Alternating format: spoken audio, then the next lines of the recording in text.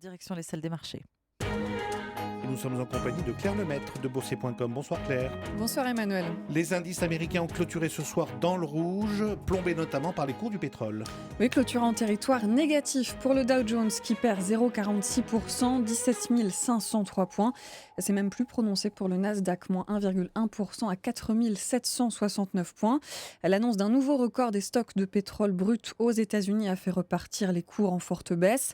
Le baril de brut léger américain chute ce soir de 4% et il repasse sous les $40. L'actualité des entreprises est relativement réduite. Nike a tout de même lâché 3,8% après un chiffre d'affaires trimestriel inférieur aux attentes. Notez aussi que Virgin America grimpe de 13%. Selon l'agence Bloomberg, le groupe envisagerait une cession de tout ou partie de ses activités. Virgin America est coté depuis seulement 2 ans à Wall Street.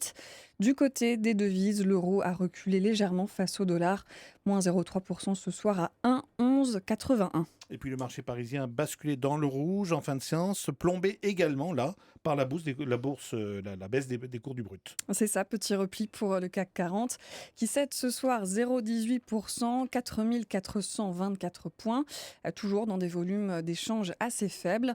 Les valeurs liées au pétrole font partie des baisses les plus significatives avec Vallourec moins 6,3%, CGG moins 4%, Technip moins 3,3%, mais aussi Total moins 1,3%. Total qui aurait entamé des discussions pour racheter tout ou partie de la branche exploration et production d'Engie. Les banques constituent les autres baisses à signaler sur le CAC 40.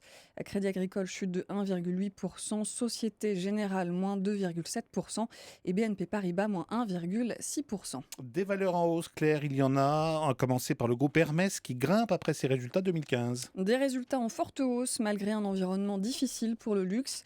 Hermès s'attend à une année 2016 compliquée mais grimpe de 2,8%. Déjà bien orienté ces derniers jours, Génico grimpe de plus de 5%. Les investisseurs saluent les objectifs à horizon 2020. Et puis Trigano aussi se distingue, plus 5,7%. Le spécialiste des véhicules et équipements de loisirs a dépassé les attentes au premier semestre. Ailleurs en Europe, les marchés terminent une nouvelle fois dans le désordre. La progression de 0,3% pour Francfort et de 0,1% pour Londres et pour Bruxelles. Zurich avance de 0,5%. Amsterdam est stable.